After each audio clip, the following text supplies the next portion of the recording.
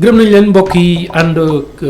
seen émission en ligne ci seen site préféré Dakaractu te am mbégte bu baax a baax di janoog yéen ci seen numéro bu yees bii nii di si ànd ak ki nga xamante ne mooy Abdou Khadre Ndiaye maire bu commune bu Gaye nekk ci Waalo bokk également ci coalition Benno Bokk Yaakaar monsieur le maire ñu ngi lay nuyu di la dalal. maa ngi lay ziar di la fay di nuyu mbokku internautes yeeg téléspectateurs yeeg téléspectatrices yëpp.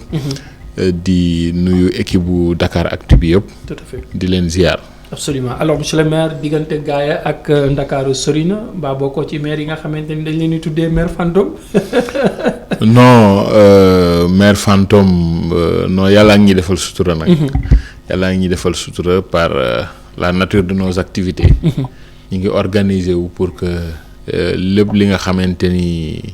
mooy suñu warugar. di suñu àq ak suñu yelleef. ci responsabilité nationale yi ñu yor. parce que yàlla dogal na suñu yor ay responsabilité nationale ak ay responsabilité locale. ñu koy doxalee façon boo xam du ñu lor benn boor. voilà alors mënuñoo démarrer émission bi te waxuñ ci actualité ak mbir mi nga xam ne jamono ji moom moo lëmbee réew mi suite ak reportage bi nga xam ne ab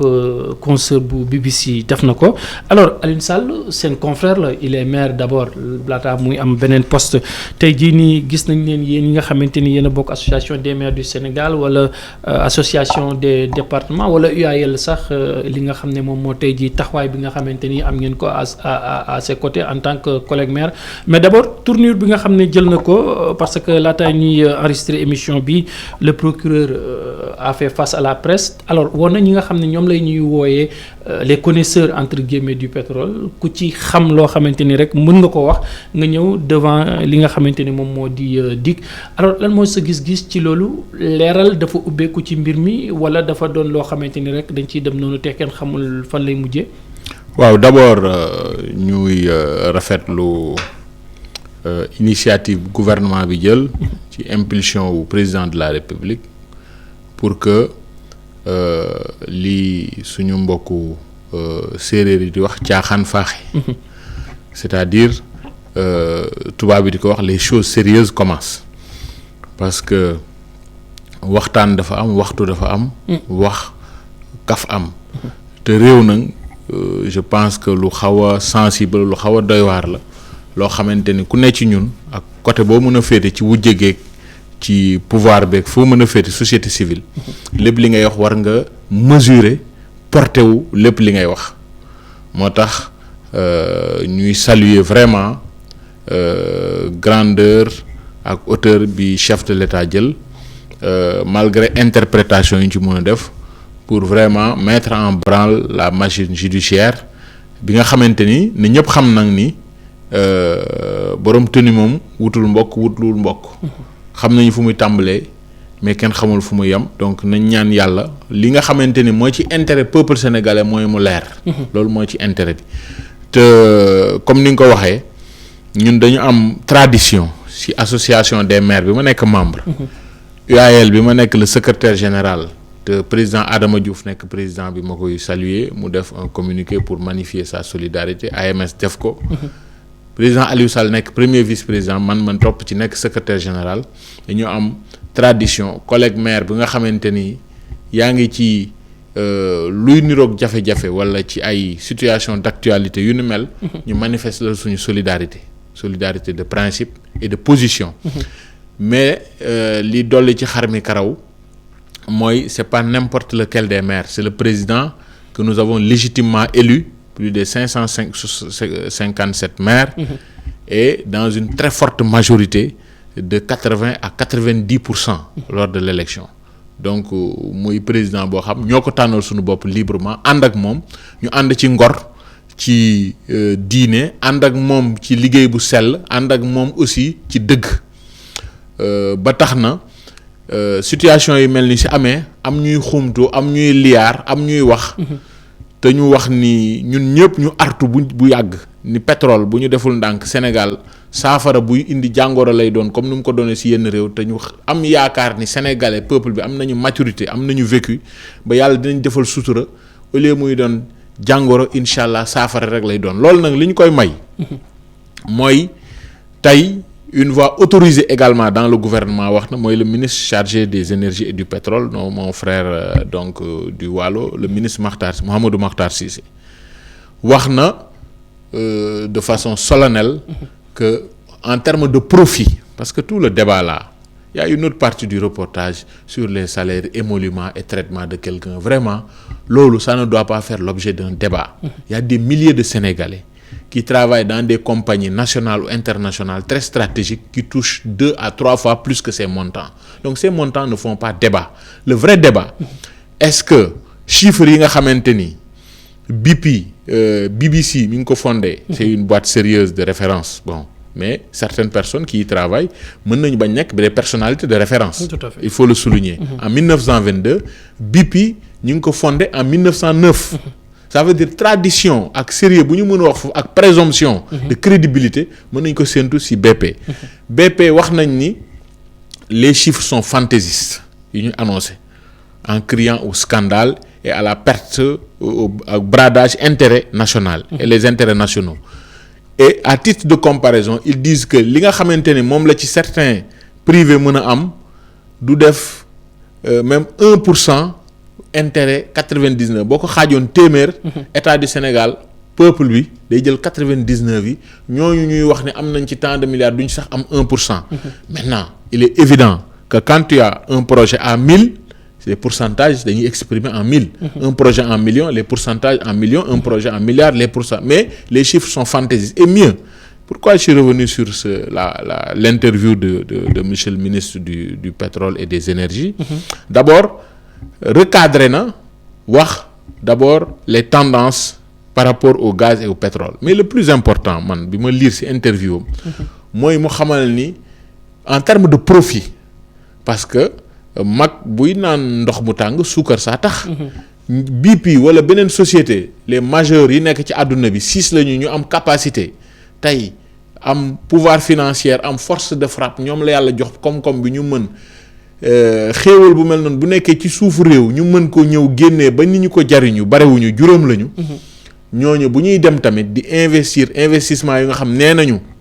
pour ñu jot richesse yooyu il faut ñu investir PIB Sénégal maanaam lépp lu ñu am Sénégal bu ñu ko jaayoon ba desetuñ lu dul dàllu cerax. ak ay yére daanaka ci la ñuy mën a soog a jot ci alal jooju suñu réew yi amuñu doole bi réew yi ñu ëpp doole amuñu doole bi mais li ma ci gën a intéressé mooy ñu xamal ñu rassurer ñu par une voix autorisée. Entre autres dans le gouvernement. Que entre 55 ba 70% des profits restent dans le giron de l'État du Sénégal donc par ricochet du peuple en dehors du contenu local. C'est-à-dire innovation bi en dehors des aspects institutionnels ITIE ak yeneen yi président teg yëpp pour mettre en place une gouvernance durable du secteur tey dafa am une innovation mooy sur le contenu local ndax ku ne xam na ni plateforme pétrolière yi ak gazières yi du ñu jël ay nit ñu bare maanaam n'importe qui du fa liggéey. du ko bëgg a liggéey rek liggéey fa mais boo gisee économie bi dëgg mooy les effets d'entraînement maanaam ci wàllu mbay wàllu càmm wàllu napp services yi et cetera yi nga xamante ni économie boobu di gravité c'est ça loolu la ñuy wax le contenu local or tey si tey lu ñoo xam production bi bari lu njëkk yi war na génn 2022 état Sénégal amul moyen moom kese génne ko bu ko amoon du soxla woowi kenn ku mu mënti doon. bu amoon xam-xam bi ak moyens yi moo tax ñu sali institut national de pétrole bi am parce que dina combler ce gap là pour renforcer donc en dehors de ça je pense que loolu mooy vrai enjeu bi. Tout à fait mooy ñun en dehors d'un débat bu am sur des pourcentages supposés ou qui n'existent pas que l'enquête va clarifier mais ñun. Qu'on soit rassuré par le premier du Sénégal le chef de l'État jour julli gi mu ni moom il est garant de la préservation des intérêts du Sénégal deuxièmement son ministre du pétrole wax tey ci interview am vraiment que ses intérêts sont sauvegardés et troisièmement kenn ki nga xamante ni moom yoon la rek bu ñuy jéem a jaar pour jot ci njiitu réew mi parce que enjeu yi moo toll foofu parce que le président Aliou Sall c'est pas n'importe qui c'est un maire c'est le président des maires un homme politique bu am ambition am démb am tey te yaakaar am ëllëg kon moom jaar bi ñuy jaar ci moom dégâts collatéral la mais objectif yu ñi koy def ak ñi koy instrumentaliser c'est d'atteindre le régime du président Macky Sall régime bi boo ko waxee tudd nga état parce que sénégalais yi président Macky Sall la ñu fal et dès le premier tour plébiscité ko ak 58%. Donc ñun nag dañu yaakaaroon ni yeneeni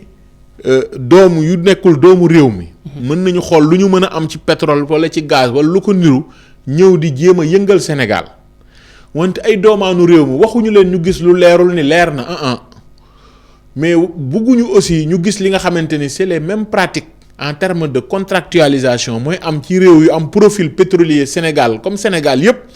te ñun bokkuñu ci ñi ci yées bokk ci ñi ci gën a góorgóorlu ba ité yi di ñu félicité ñooñu di mel ni luy lëkkaloog ñoom ci li ñu yëg ak li ñu yëgul ci li nga xamante ni ëllëg buñ ko toppee aussi mën na nekk li nga xamante ni mooy la fameuse phrase sur la malédiction des énergies. Tout à fait. Tey et des ressources naturelles en général. Mais yàlla defal nañu sutura Sénégal waruñu jay suñu bopp. ndax ku naagu daagu te ku daagu ñu raw la. te bare na luy xew Afrique lépp lu ñuy théorie fii lañ koy def mais lu ñuy appliquer dañuy dem yëf ko feneen kon war nañu am fulla tey. ci tournant historique bi gouvernants yi xam défis yi leen di interpeller ak enjeux yi mais comme Hegel nu mu daan wax vraiment on attend les grands hommes mais aussi on doit faire un clin d'œil appuyé au grand peuple. C'est-à-dire mu bañ a am complaisance vis-à-vis du régime. mu am objectivité. mu am clairvoyance. mu am transparence mais mu am sens des responsabilités. Exactement. Pour que ñu prioriser en dehors des agendas personnels. du président bi fi nekk wala keneen ku bëgg a nekk président wala de telle ou telle compagnie. que le sursaut national la démarche unitaire. mën a primer sur ses intérêts particuliers yi nga xamante ni tey si tey réew mi dañ ko hérité de nos ancêtres et on doit le léguer dans des conditions bien meilleures. Tout à fait. Pour les générations futures. Et je pense que tey yàlla li mu feeñal si jëwu président Macky Sall. ak lépp loo mun a wax si lii yaakaar foo ko et cetera parce que xaar ba nit jéem nga ne li mu def waru ko def waroon na def li gën. kenn du xam yow ak moom ku mën ca waar wax. Tout à fait. mais Olof Njaay mu ne bu baax di bàkku gën dafa taxawul. te tey si tey li tax li indi ñu dem ba am yaakaar bay am ne dina am luy génn comme buy génn boo xamante ne dinañu mën a permettre ñi yàgg tukki ñëpp te Sénégal daanaka ñëppay tukki xam na ni bare na réew yoo xam boo fa demee tey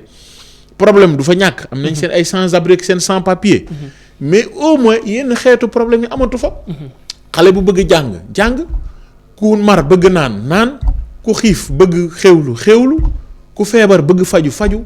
parce que il faut pas que aussi ñu teg pétrole ak gaz ak leneen lu mu mënut am na loo xam jikko ak gis-gis. ak doxalin moo koy indi. Tout à fait. moo tax aussi je pense que bokk na ci innovation yi dans l'approche économique pour que ñu bañ a abandonner tous les autres projets structurants yi am Sénégal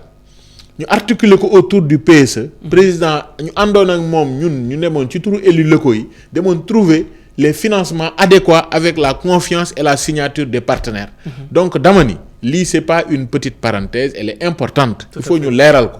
mais il faut pas que mu nekk l'arbre qui nous cache la forêt. sur les vrais défis qui nous attendent. maintenant la justice je pense qu'il faut que ñu rendre leen hommage il faut que ñu am ci ñoom confiance parce que on n'a pas ñun le monopole du patriotisme. c'est-à-dire il faut que une catégorie d'acteurs au Sénégal di arrêter xalaat ni ñoom kese ñoo am ay nit ñu wér ñu baax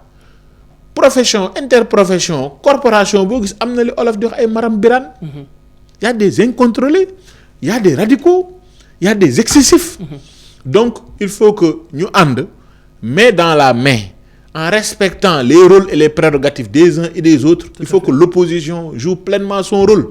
mais mu jouer que de façon responsable. Absolument. bañ a lu nit lu dégg lu nit tëll nga ne damm na. wala lu leerul nga wax leer na ngir bëgg lu neex président kooku je pense que ku nekk ci ñun selon sa posture fi nga bokk niñ la yaree ni nga màggee ni ngay sa taxawaay ni nga war a liggéey dafa am loo xamante ni sa digganteeg réew mi waru la jaral sa diggante kenn ci sa morom. Absolument alors comme ni nga koy waxee bu fekkee ne y a des gens qui tapent dans l'ombre ñoo ci nekk qui ne sont guidés que par des intérêts crypto-personnels ban sens la am ci moment bi nga xam ne il est question de dialogue national. waaw xam nga bare na ñuy wax ni dans la vie y a pas de hasard y a que des rendez-vous. mais am na ay coïncidences yu nga xamante ni. soo buggul a bàkkaar tamit mën nga wax ni coïncidence troublante la maanaam tey na xel tey ñu lancé dialogue bi deful juróomi fan réew mi commencé gën a tekkeeku ndax réew mi ba mu tekkee boppam mooy ba ñu amee indépendance suñu maam borom Touba jaar fi maam Seydi Hadji Malick jaar fi rabitala anhu ñu baax ñooñu jaar fi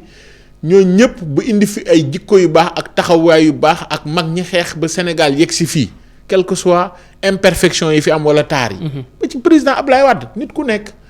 wax sa mbaaxu morom yàqul dara ci sa waay kon ba yàlla teg fi président Macky Sall kon tey suñu demee tey ba ñëpp ni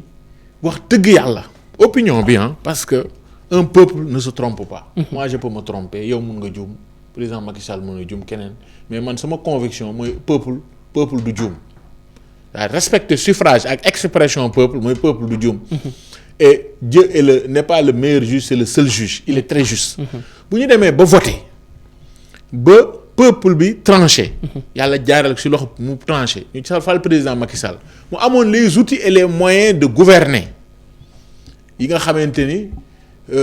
vraiment dëkk baa ngi ni selaw lépp a ngi ni tekk malgré ça mu ne comme li ma wax sànq bu baax di bàkku gën dafa taxaw lii baax na mais dama bëgg lu gën ambition yi ma am Sénégal ak yéene yi unanimisme mënu nekk unanimité warul nekk opposition dafa war a continuer am ndax c'est un élément de régulation de la démocratie presse bu libre indépendante dafa war a am parce que ñi ngi leen di woowee même quatrième pouvoir pour ne pas dire contre-pouvoir c'est important pour la vitalité démocratique mais nag bëgg naa sur des questions d'intérêt national ñu am un consensus fort sur le pétrole aujourd'hui ñëpp xam nañu il y a des questions géostratégiques les puissances occidentales se positionnent par rapport à leur stratégie par rapport à ses ressources entre autres kon question yu mel noonu boo demee ba Sénégal nekkatul mbaar mu lëlu ku nekk nga koy jéem a lëñbët ndax xool lu mu fi am mais doomu dëkk bi war nañu mën a am un pacte d'honneur tout à fait ni lii daal rëdd la boo xam kenn ci ñun boo meree sa bopp comme nañ koy waxee ci ñun ca waalo moom bu ñuy xeex sunu biir bu nu kenn atte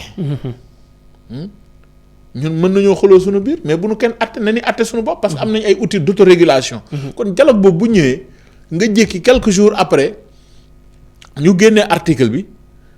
yow soo fekkee da ngay def de la prospective ngay xalaat di jiital di nga ni mais lii lan moo ko wundu pourquoi ñu xaar léegi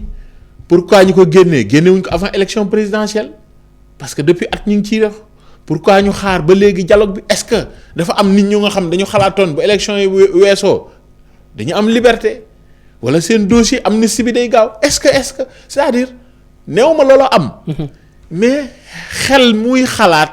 di ball mën na xalaat ni lan moo waral lii ci moment bii c'est-à-dire dafa am ñaari question film bi lu mu wax dëgg la am du dëgg enquête bi incha allah dina ko leeral ci yoon fii ak feneen mais ñaareel bi le moment parce que wax dañu dafa jooy ñun dañ maa wax parce que jotut wala weesu na c'est-à-dire ñi ko wax di ay spécialistes communication jaaree à travers un grand groupe boo xamante ni aussi man dama jàpp ni dañu juum parce que principal concerné bi leeral na xamaluñ ko lu dul ngor ak am courage yu assumer lu mu nekk président de la République wax na le ministre du pétrole tey préciser na ci wàllu préservation ak sauvegarde des ressources nationales disposition yu gouvernement bi jël yëpp sous l'impulsion du président de la République kon man dama doon wax ni bu dul woon sorti tey procureur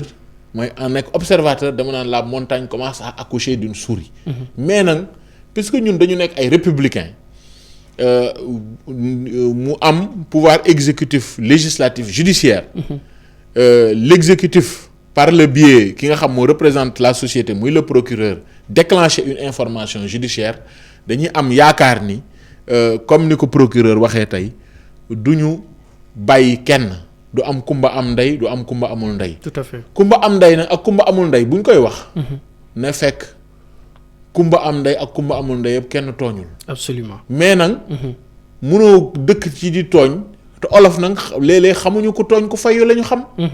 kon yàlla na yàlla def jàmm. amiin def salaam. tout à fait mais ñu xam ni. tey si tey bu ñu xamoon. avec précision yenn yi dañ ciy jaar ci digg bi mais quand même mënuñu ñu tere ñu artu ñu yëglu pour wax ni Sénégal la bëy dinañ dundee ba sax si ki mën na caa wéy. ñi ngi yàlla ñuy defal ñi ngi doon am ay avancées yu am solo te amuñu pétrole ak gaz kon moom bu ñëwee saafara war a nekk warul nekk jàngoor. absolument maintenant nag loolu tekkiwul ni. na lépp leer te ci démarche boobu la gouvernement bi nekk. donc ñu ngi koy encourager démarche bi. di ko poursuivre. pour que vraiment. ñu bañ ñu divertir. tout à fait tout à fait ñu bañ ñu divertir. pour que président de la république li taxoon sénégalais yi fal ko ñu mën a réaliser attentes yooyu te attentes yooyu nag. wax dëgg yàlla liggéey na ci lu am solo mais bare na lu des. sunu ay nawle duñu xaar ci dëkk ya léeg-léeg ñu bëgg faju mu bëgg mu am ngëneel. léeg-léeg ñu bëgg déplacé wu bëgg mu gën a taxaw. léeg-léeg yeneen ak yeneen te yooyu matagul. tout à fait alors ci foofu sax la ñu dugg si parce que tamit maa ngi koy wax léegi maire bu commune bu Gaye nekk ci Waalo membre nga ci bureau bu association du maire bu Sénégal ak UAL alors rapidement li ñuy des si temps bëriwul mais mënuñ la fi dalal en tant que élu te waxuñ ci lii di acte 3 de la décentralisation di réforme bi nga xam ne moom lañu apporté ci code des collectivités locales duggoon nañu fi sax ay jamono nga doon wax di yëkkati baat ne vraiment ressources yi dafa yéex nañu ko indil alors tey jii bëri ñuy ŋàññi lii di acte 3 de la décentralisation bi ci li nga xam ne mooy phase 2 bi nga xamante ni daanaka dañ ne doxinu kàkkataar la yor lu bëri lu ci ay décret signé guñ ko yéen amagu leen autonomie financière bi nga xamante ni mën na leen permettre vraiment ngeen indi lu ñuy wax li ñuy wax territorialisation des politiques publiques alors qu'en est-il actuellement yéen ñi nga xam ne yéen a nekk au moins ci bureau AMS fan la acte 3 bi toll. waaw d'abord loolu dañ ciy sawar a wax bu baax parce que ñun dañu nekk ay militants de la décentralisation. te yéene buñ ci am ak yaqin biñ ci am mooy mën na nekk jumtukaay bu wér bu gaaw ci ku bëgg liggéey ngir jeexital bi bëgg waaw góor ngir sa askan bëgg waaw góor ngir sa gox walla sa goxaan taxawaayam ak xar kanamam gën a rafet. mu may permettre ma def transition ci dialogue politique bi ci aspect rationalisation calendrier républicain bi ñu gis ni su fekkee dañu war a dàqaat pour permettre maire yi fi nekkoon 5 ans 6 mois ñu toogaat fi gëwma loo mënul def ci 5 ans di nga ko def ci 6 mois xëy na nag su dee acteurs yëpp d'accord nañ ci rationalisation agenda républicain bi hypothèse yooyu mun na nekk mais mu fekk ñu coupler ko ak d'autres élections loolu nag acteurs yi nga xam ña nga fa ñoo koy waxtaanee ba d'accord ci mais man loolu lu ma ñor la mais beneen bi war a tax surtout nag dafay nekk en lien ak sa question ñu war a mën a envisager réaménager le calendrier républicain mooy ñu fexe finaliser la réforme de l'acte 3 de la décentralisation parce que dañuy replacer réforme bi dans son contexte communalisation intégrale suppression de la région érection du département en ordre de collectivité correction des incohérences territoriales ak régler le financement du développement local parce que maay maire wala man lañu fal baax na pour sol sa écharpe baax na mais pour def lan mu ëpp solo jeexital bi yow ñi la jox seen baat lan nga leen di jariñ wala lan nga fa mën a impulser ba bu ëllëgee kenn du fi sax boo fi nekkatul ñu mel ni yow wala ñu la gën ci wàllu xam-xam ak taxawaay mën a wéyal loolu ëpp solo te dëkk nag dafa am lu ñuy wax dafa am dépense su boppam am na loo mën a lijjanti ji ci projet am na loo mën a def mais Olof Njaay nee na bala nga naan naam ne fa su fekkee yow même boo amee ay partenaires yu jóge bitim réew mënoo mobiliser contrepartie 10%. mënoo mobiliser 5%. mënoo recruter benn ASCOM benn secrétaire municipal mënoo recruter benn chauffeur di ko fay régulièrement et cetera ça pose problème ci loolu c'est vrai il y a des avancées et il y a eu le phasage de la réforme mooy première phase bi président de la République qui est aussi un acteur politique di war a def ay arbitrage la classe politique man bokkoon naa ci ñu waxoon il fallait respecter en 2013-2014 le calendrier républicain donc ñu def phasage réforme bi mais dañu am impression que ni ñu tetee les dernières initiatives du nouveau ministre Omar Gueye avec le gouvernement que nous saluons dañu doon am impression que phasage boobu dafa nar a nekk lu définitif c'est-à-dire c'est comme le provisoire qui s'éternise ou qui devient définitif. Parce que aujourd'hui mënuñu comprendre ñu saluer fonds de dotation et fonds de concours yi président de la République mu leen fekkoon autour de 25 milliards. mu doubler leen. c'est-à-dire sooy ñaxtu aussi wala ngay wax ràññee nañ ma donte ma bokk ci majorité bi nekk membre secrétariat exécutif national Alliance pour la République. tey su ma yoree baatu waa gaaye yor baatu ci élus locaux yi ñu jox ma ci ay ndomba tànk ay responsabilité damay wax li nga xamante ni baax na naam wante li nga xam buñ ko defoon mu gën. ci logique boobu la ñu ni d'abord il faut que fonds yooyu doubler nañ ko baax na mais nañu fexe que état bi BCI yi nga xam doon na ko expérimenter. te ñu gis une tendance vers une recentralisation c'est vrai PUDC ñun ñëpp kontaan nañ si. Puma ñun ñëpp kontaan nañ si. yeneen ñëpp kontaan nañ si mais man je ne suis pas un militant de cette recentralisation à outrance. Ça c'est un point de vue vraiment de l'élu et des associations. Donc il faut qu'on retourne vraiment vers cette tendance au BCI. Bon c'est vrai am na ñu wax ni la décentralisation du BCI dans les régions du centre n'a pas forcément été un succès. nañu évaluer cette phase expérimentale avant la généralisation ñu mën a tirer les conclusions qu'on aille vers ça parce qu'aujourd'hui il est démontré à travers le monde que c'est le mouvement local en tout cas dans certains de ces aspects qui permettent de gérer mieux et de près les problèmes quotidiens de nos concitoyens y compris en général des problèmes de cadre de vie et des problèmes liés à l'insertion et au développement économique local. Donc su ko defee loolu dañu gis ni dafa xaw a am bu fekkee fonds de dotation yi doublé nañ ko baax na mais tendance à cette recentralisation du lu baax ci développement local ñu gis ni statut de l'élu local tey si tey maire yi ak député yi bari na député yoo xamante ni ñun ñëpp on est dans des appareils politiques da ngay toog ba ñu def ay combinaison ñëw na la yóbbu na la national wala département bi bon je ne dirais pas que c'est la somme des suffrages des communes bon tu te retrouves député d'un département kon moo tax au passage ñun dañuy appuyer la proposition sur le mode d'élection des maires et des exécutifs locaux en général y compris les présidents de département. Donc un maire bu nga xamante ni il est régulièrement élu nekk un acteur de proximité son statut le statut de l'élu local et ça permettrait après d'embrayer sur la problématique du cumul des mandats. Tout à fait. Parce que tey si tey su fekkee yow aussi bëgg nga engagé wu pour sa communauté il faut que am na loo xamante ni c'est pas un luxe c'est un minimum en termes de statut de standard et on peut même enchaîner avec même aujourd'hui les disparités de traitement sur la fonction publique parce qu'il y a un effet d'enchaînement et d'enchevêtrement parce que c'est la même société et le sentiment de justice et d'équité ne doit pas être il faut que les choses soient justes donc statut élu local boobu aussi c'est un chantier boo xamante ni fonction publique locale def nañ ko décret yëpp def nañ ko ba mu des benn on espère fan yi en tout cas d'un point de vue institutionnel ak ci ressources yi wàllu fonds de dotation il y a des avancées certaines maintenant ñu am aussi avancée boo xamante ni aussi dañ koy souligner mooy sur la patente l'ancienne patente qui a été réformée en 2 phases celle VA valeur ajoutée et celle VL valeur locative pour garder l'aspect territorialité parce que valeur ajoutée société nationale bu mu mënti doon li koy former jógewul ci benn commune rek Sénégal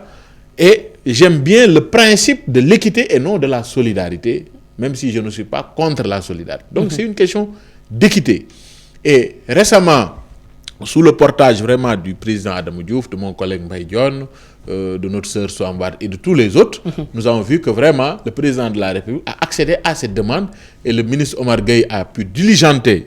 na yooyu ba gis nañ ni en conseil des ministres le projet de loi sur la seule partie VA valeur ajoutée a été adopté en conseil des ministres et devrait passer incessamment à l'Assemblée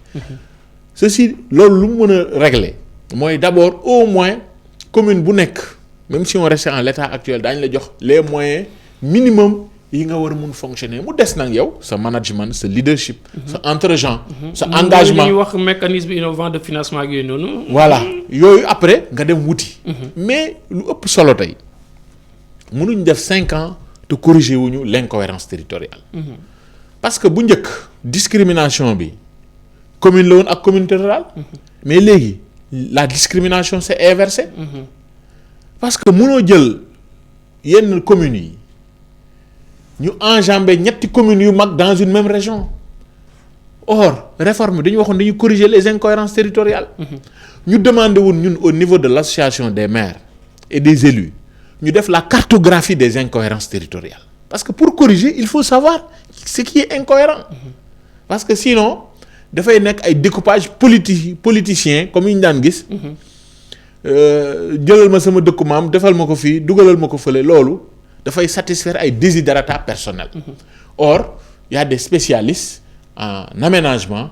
am na yoo xam on ne réinvente pas la roue, c'est sur la base de standards internationaux. Et bokk na ci principe de découpage yi. Le principe de continuité territoriale. Tout à fait. Le principe de viabilité, d'ailleurs acte 3 des communes viables durables et cetera et cetera. Donc la correction des incohérences suñ demoon ci logique gu mën a dàq éventuellement élection mën a régler un gros boulet comme ça. Ça peut être extraordinaire ñu boole ci question financement. Maintenant financement bi ñun dañu bëgg dem au moins ba 20% du budget national. ñu dellu ko ci collectivités yi mu nekk à peu près le taux de la TVA autour de 18%. gis nga tant que demuñu ci yooyu. dina am une décentralisation à géométrie variable. bi nga xamante ni soit dafay nekk ci ay conditions particulières code bu ñu defaroon pour ñu am ñetti usine la ak ñeenti marché di yor dara ñu leen di mën a wooyee maire bu xaw a mën dara. ñi ci des nag ndànd foy la goo xamante ni bu ñu fa jógee poussière ku fa nekk sa njàmbaar ak bëgg loo wasloo sa àq jiital ci jaamu yàlla ngir gën a jàppale sa askana la ci dugal. te loolu moo ci war a dugal ñëpp. mais nag am na loo xamante ni Sénégal weesu na tey fu ñuy gobar jaasee yenn yi ci dépense su dëkk. Tout à fait. kon loolu mooy problème bi. donc gis nga question yooyu bu ñu ko réglé wul daañu demaat élection daañu amaat ay maire daañu état dina def quelques réglages. Et cetera mais dinañu kii ma jox la par exemple tey si tey ba fii ñuy wax ak yow ministère de gouvernance territoriale depuis mois de février signé nañu ak ministre du budget bi fi nekk signé nañu arrêté interministériel pour les fonds de dotation et les fonds de concours mais ba fii ñuy wax ak yéen amul benn collectivité. ñu ngi au mois de juin bientôt ñu mois de juillet bu ñu ci tegee ñetti weer payeurs yi nga xam selon conseillers financiers astreints par des délais. mënatuñ def avance de trésorerie ils vont nous dire que dañu commencer arrêter engagement yi kon ñun xanaa ñun le Sénégal d'en haut moo existe mais le Sénégal d'en bas n'existe pas. mais loolu xanaa day dëggal tension financière bi gars yi di wax. ci ma ni plus que tension financière principale ressource bi état di def mi ngi bloqué dans des circuits au niveau de l'état ba léegi nii ñuy wax et je suis formel. et qu'en est-il de la suppression du poste de premier ministre parce que fast track la ñuy wax. waaw fast track bi. semaine passée CLVA bi dugg na ci jëm conseil des ministres. mais ba léegi mais fonds de dotation yii. dama ni moom mooy daanaka cëslaayul li communes yi ci àll bi surtout di yor as néew. ñu koy tuddee luy niroog ressource. tout à fait. kon loolu dafa nekk loo xamante ni c'est extrêmement grave. tey bu ñu ñëwee ba ñuy wax mois de juin. fonds yooyu mënul ñëw bërki démb laa wax élus yi ni leen on doit une solidarité naturelle à notre président mais dañu war a daje bu gaaw pour wax ci lii nga xamante ni te incha allah dañ ko def ci fan yi ci lii nga xamante ni affront la sax pour le développement local et je pense que c'est un appel qu'on lance à monsieur le président de la République parce que réforme poste premier ministre bokk na ci goulée d'étranglement yu mel nii mu war a mën sauter définitivement c'est-à-dire lii du lu ñuy yalwaan du lu ñuy sàkku c'est votre dû du lu ñuy maajaal c'est-à-dire loo xamante ni ñun on est des démembrements de l'État dans le sens d'une continuité et d'une démocratie organisée à la base. te souvent bu nee nañ bu ñëwee sax as néew lay faj ci li nga xam ne mooy seen i bëgg-bëgg seen commune. mais c'est des fonds dédiés. par exemple tey boo jëlee ci wàllu santé dañ lay jox ni la nii nga ko war a defee. éducation nii nga ko war a defee. par rapport aux compétences yi nga xam ne moom la ñu voilà donc mais du sax faj dixième mu soxla yooyu. c'est-à-dire tey poste wala centre de santé boo dem. ñu fay dugal ci yenn communes yu ndaw yi ay 1-2 millions de médicaments. par an ñu koy réyal boo évaluer besoins yi en termes ne serait-ce que d'équipement et de personnel rek. au moins kooku war na mën a soxla 40 wala 50 millions. tout à fait or fonds de dotation cumulés dans de petites communes. ou des communes entre guillemets dites petites par le budget fonds yooyu du sax mat boo ko cumuler fonds de dotation fonds de concours yëpp fonds d'équipement yi du sax mat des fois 30 millions. alors deux petites questions ñu terminer monsieur le maire am na ci say collègues yu bëri yi nga xamante ni et les sénégalais en général ñi nga xamante ni nee nañ tey jii il est inéluctable ñu dem ci li nga xam ne moom mooy suffrage direct ci manière d'élire les élus parce que gis nañ ci impair ak njuuj njaaj yoo xam ne yu bëri da ciy am tey jii nii vous êtes d'avis de ces sénégalais yi nga xamante ni xalaat boobu la ñu am. waaw ñun au niveau des associations de l'association des maires du Sénégal vraiment dañ ci organiser presque ay conférences ay forums ay symposiums ci question yu bare mais question boobu je me rappelle sous la présidence du président Aliou Sall dañu invité woon beaucoup de sommités ñu nga xam nekkoon nañu ministre nekk maire nekk ñoom président Robert Sagna ñoom le président Dabi Diagne des figures yi nga xam parce que comme ni wax la bibliographie est bien mais le contact direct est irremplaçable et rien n'est comme l'expérience donc ñu def un panel autour de beaucoup de questions le statut de l'élu local et sur le mode d'élection du maire ou de l'exécutif local parce que aujourd'hui au niveau de l'association des départements aussi ils adhèrent aussi à ce même principe